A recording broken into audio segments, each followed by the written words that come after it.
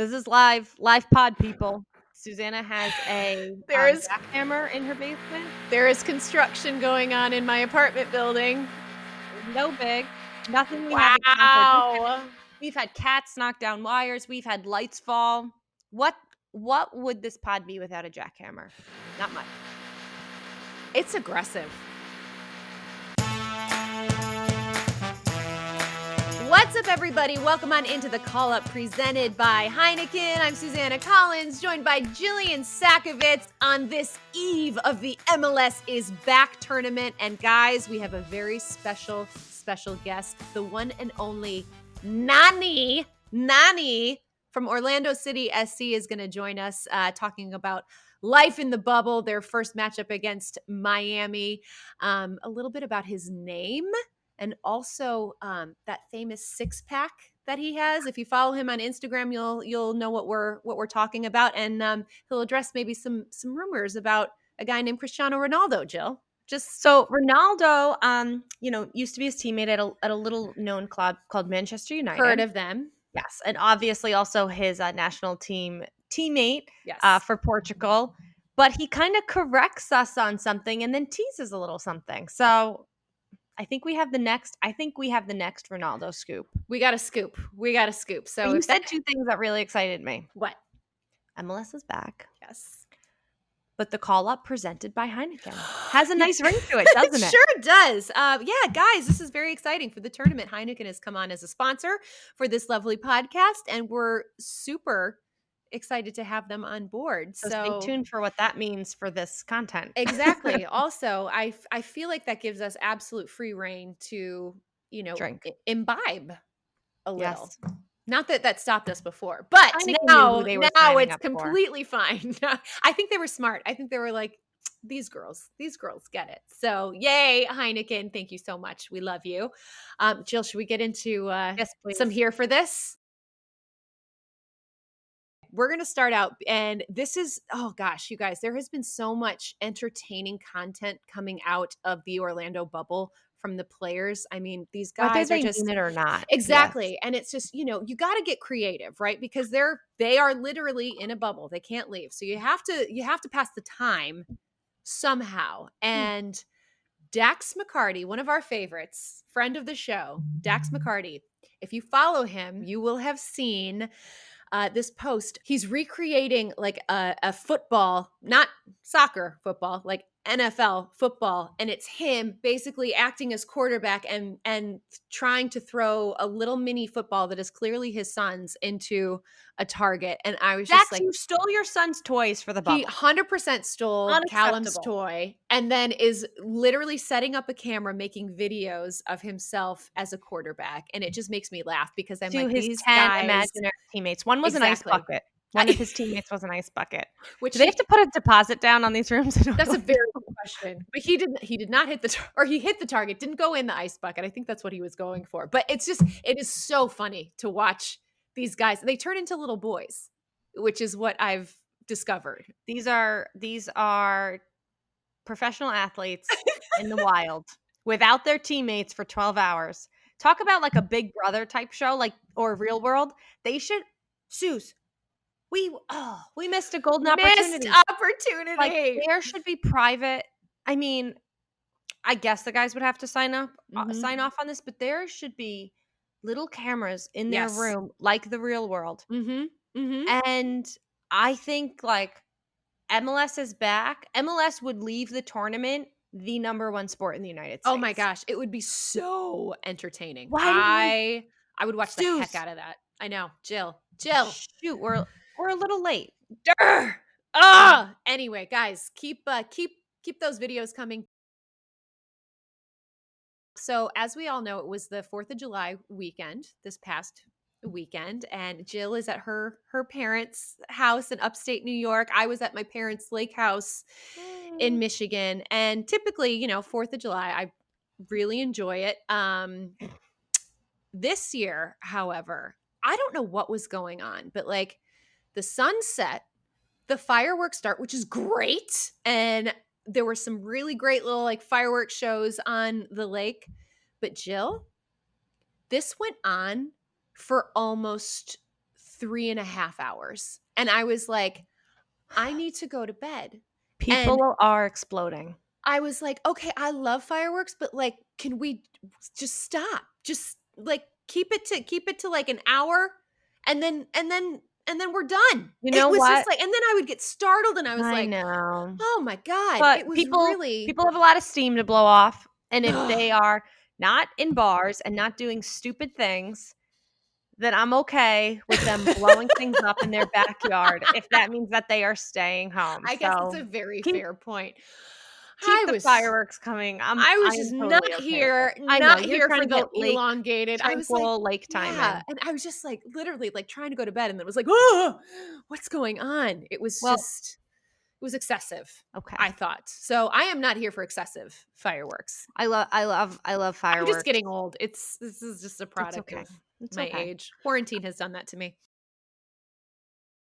Something we're both here for is, as guys have been rolling in, like I've been saying, it's been great to stalk their Instagrams, but the team accounts have been great posting, Yes. keeping us up to date. And it was fantastic to see teams and managers coming in with support of Black Lives Matter, Mhm. Pride, all of those things. DC, the New York Red Bulls, Sporting Kansas City, Houston, and more, kind of doing their own nod to everything that's going on right now. The one that struck me the most, that was so powerful, was DC United coming in with the shirts Ah, that said "Say Their Names," that was and amazing. on the back just having, I mean, and it's not even all of them, just having names and names and names of people we have lost to police brutality. Mhm. And it was really well done by them, and they could have just walked in like a lot of teams have done with their own team logo. So Mhm.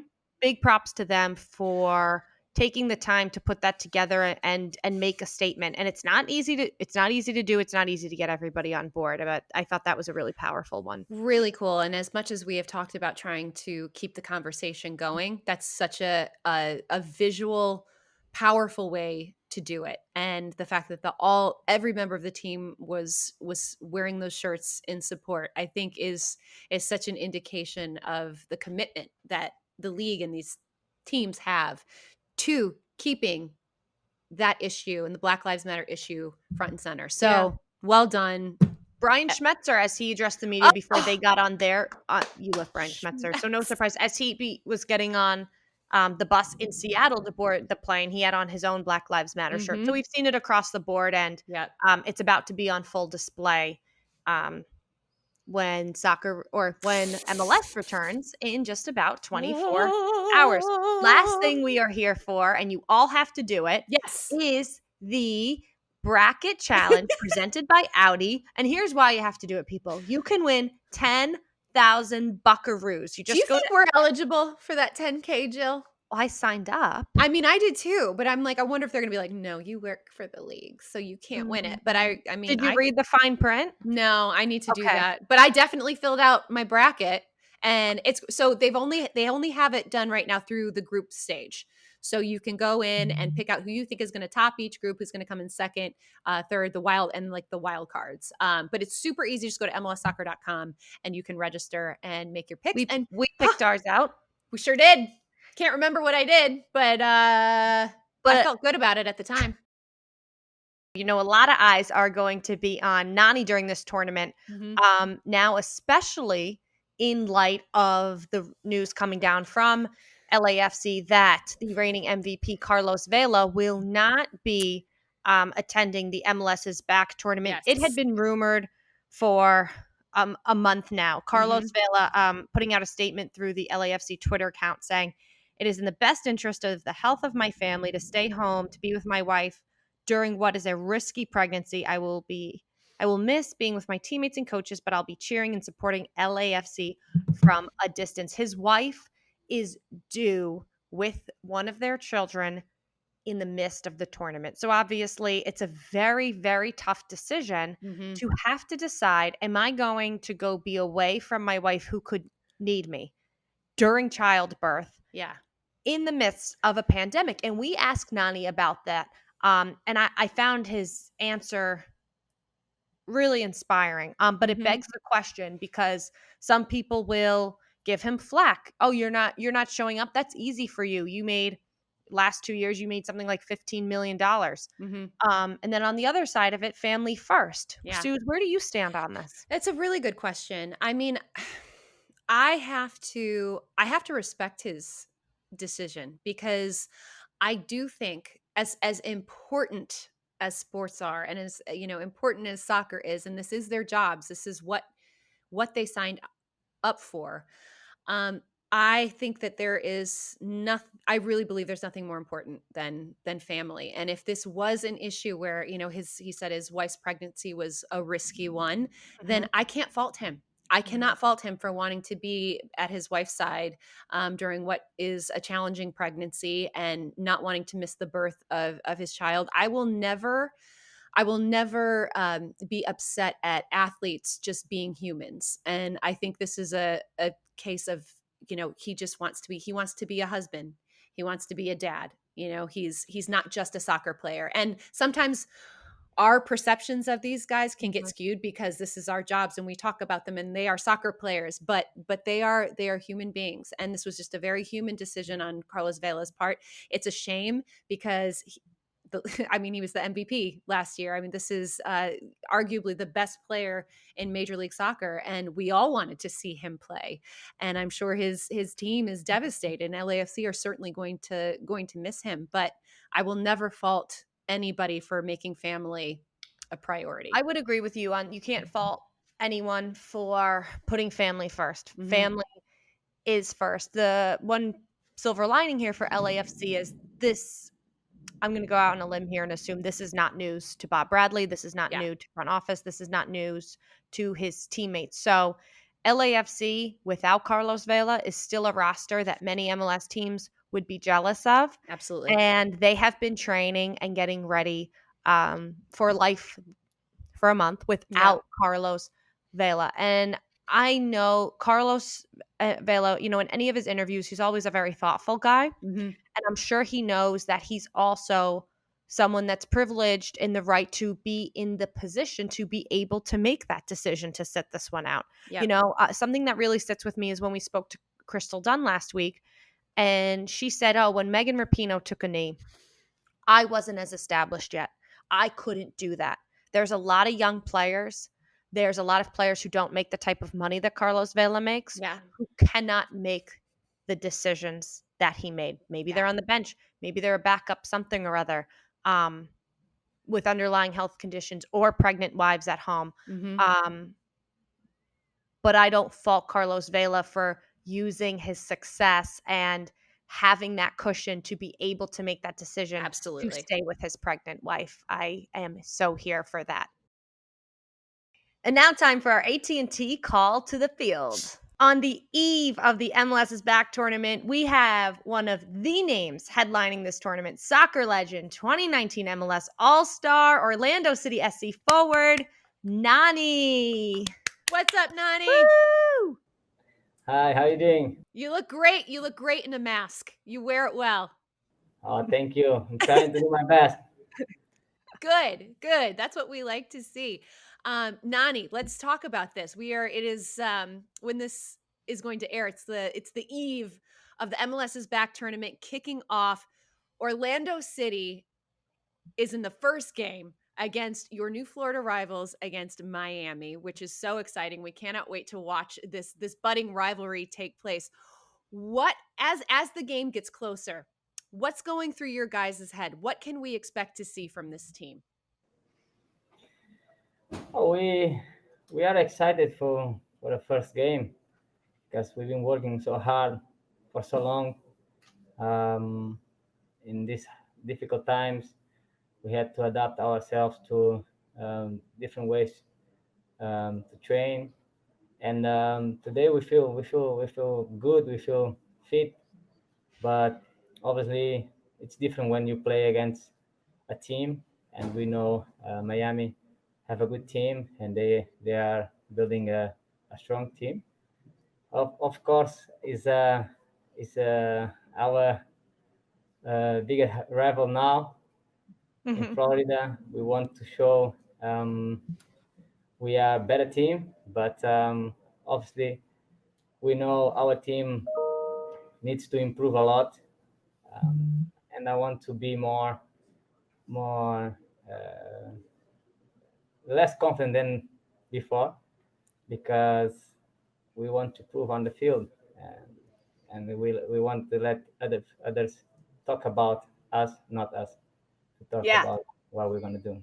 Well, a lot of people are talking about Orlando City. You guys are the hosts, more or less, of this tournament. And for all of you who are listening to this podcast, Nani is setting the right example in doing this interview from Orlando with his mask on, looking good in the Orlando City gear. So we have to ask you, you're not quite home with your wife and kids. You guys are in the bubble. You were one of the first teams to arrive. And something we've been enjoying watching on social media is how guys are adjusting to life in the bubble. We see maybe some of the younger guys playing a lot of video games, a lot of Call of Duty, ping pong, golf. What activities is Nani playing? I try to do a little bit of everything. Depends of the mood, and I thought I'm trying to be more involved with my teammates, because it's a lot of time you are alone in your room, and it's difficult because you start miss your family, home, and when the days pass, you know, there when you feel more. We are already here like 2 weeks already, and it's, on the Sunday was my worst day. I was missing the family, but we must be strong. This is our job, and we know they are proud of us for everything we are doing, and we want to make them proud of us for what we're gonna do on this tournament, and that's what motivates me to be here, and I will try to do my best to make them happy. Nani, you mentioned your family and the sacrifices that you guys have had to make in coming to Orlando and staying in this bubble for the next month. We got news earlier that Carlos Vela, last year's MLS MVP, is not going to be. He's choosing not to participate in the tournament. His wife is expecting a baby, and there were some personal reasons involved for that. But what was your reaction when you heard the news that Carlos Vela would not be playing in the MLS's back tournament? Yes, you know, as a footballer, I would like to have him here. He's a fantastic player, and I would give much more to the tournament. But obviously, I respect his decision, because family sometimes we must put in front of everything, and it's a difficult time, and he must show his support to his family. And yeah, we must respect and respect all the players who are doing a sacrifice to be here to make this tournament happen. We have to ask you a little bit about quarantine. There's a joke going around, quarantine weight. It hasn't been easy to stay in shape during all of this, but you're smiling because you know what I'm going to ask you. You seem to be the only person who is not only able to stay in shape during quarantine, but perhaps kick it up a notch. You posted a picture on Instagram that seemed to go viral in like tabloid newspapers in England, talking about your abs, your six pack, you're ripped. How did you do that? One, it's not fair. And two, like, are you in the best shape of your life now?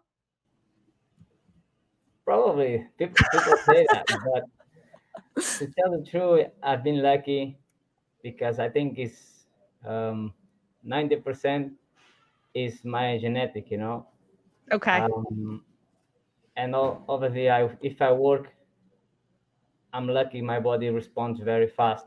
Ugh, And I get what I want. Yeah, I know, you I are know lucky. a lot of, jealous. I know a lot of players. They try to work hard to get a certain level, but sometimes it's difficult, because you must um, be in a good diet, or and the body don't respond so quickly. And I'm very lucky for that. So You're no blessed. mask on the abs. Yeah. He's just blessed. Yes, let those abs shine for all of us to see in complete and total envy. Nani, one of the things that we wanted to ask you is about your name. So your full name, and please correct me if I'm pronouncing it wrong, is Luis Carlos Almeida de Cunha. Is that correct? But your sister is the one that started calling you Nani. So can you tell us how she came up with that name for you and what it means? Yeah. When I was like 3 years old, she used to take care of me when my mom was going out to work, and she was the one who was giving the food. And she used to give me, but at the same time, she was eating my food as well. So she made a game like Papa T, Papa me, Papa Nani, Papa, and the names come out and stay. That was what she told me. So since you So were 3 years old, yeah. you have been called Nani. I love that. That's so cute. That's adorable. Um, you mentioned your sister. You're one of 15 siblings. Is that right? 16. One of 16. Okay, we don't want to leave one out. You're No, one of yeah, 16. 15. You're right. One of 15 siblings, raised by your aunt and native Portugal. You began training at such a young age to become a superstar. Just a little bit about what was your childhood like in Portugal, and how did that shape the Nani that you are today, and how did that shape Nani, the father? Yes, I have a beauty story behind. So, and that times was not so easy for me and for my brothers. And I was lucky because I was the youngest, and everyone was taking care of me, and I was learning everything from the older ones. And I had a brother who was 5 years older than me, and they was teaching me everything. So he teach me how to play soccer. So and he was great player in that time.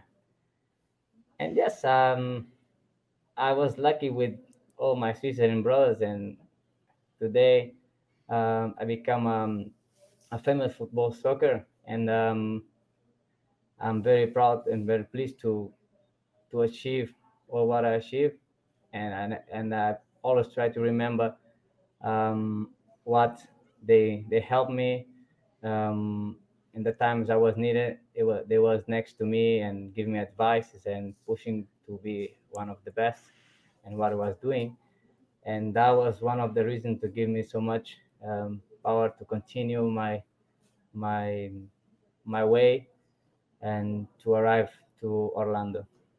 The power of family. Yeah, That's amazing. it's an incredible story.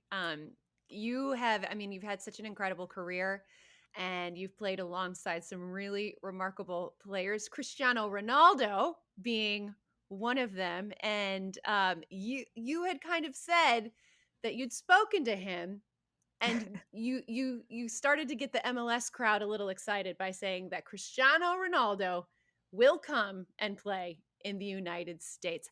Have you had any more discussions with him? Do you really truly think that we will see Cristiano Ronaldo in Major League Soccer at I one need point? I need I need to correct that because I didn't say it was one day it would come to play. He said one day I would go to America, and probably to do cinema or something like that. I don't know. To buy a big house in Miami to verse you in Orlando City. So what Nani had said in an interview with Taylor Twellman from ESPN was just something along the lines of like, years ago, me and Ronaldo had a conversation, and he said I could see myself coming to America. Um, but what I wanted to ask him is, after you said that, and then it went crazy that Ronaldo's coming to MLS eventually, he told Nani a long time ago, blah blah. Did Ronaldo send you a text like, really, brah? Was he like, way to like blow me up, buddy? Nani, I got one more question for you. Dang Guys, you it. can see Nani in Orlando City open the MLS is Back tournament this Wednesday, 8 p.m. Eastern Time on ESPN. It is going to be the first MLS is back.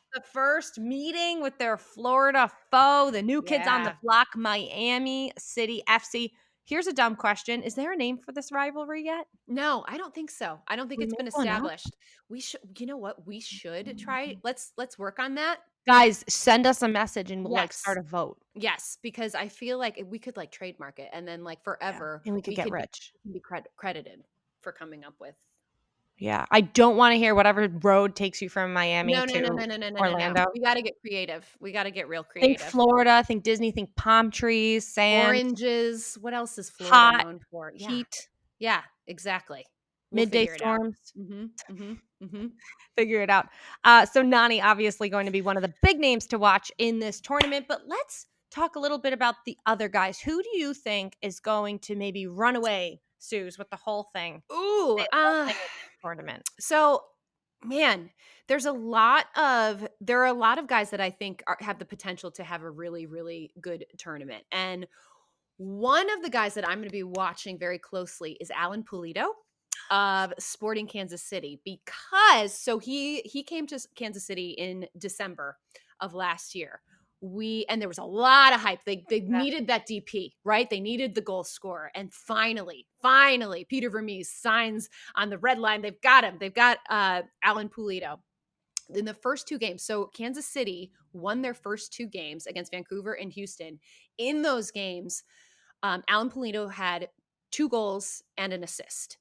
So he started off just on fire. And I think that based on what I know of Sporting Kansas City, what I know of Peter Vermees and his like cast of characters that they have around him, Alan Pulido is going to be the beneficiary of a lot of really really good playmakers, and what he is best at is scoring goals. And I think that he is going to score a lot of them in this tournament, and we are really really going to get to see what this guy can do. So that's I predict Sporting Kansas City is going to do well, and I think Alan Pulido is going Okay. to really really show people why Sporting Kansas City made such a hard play for him.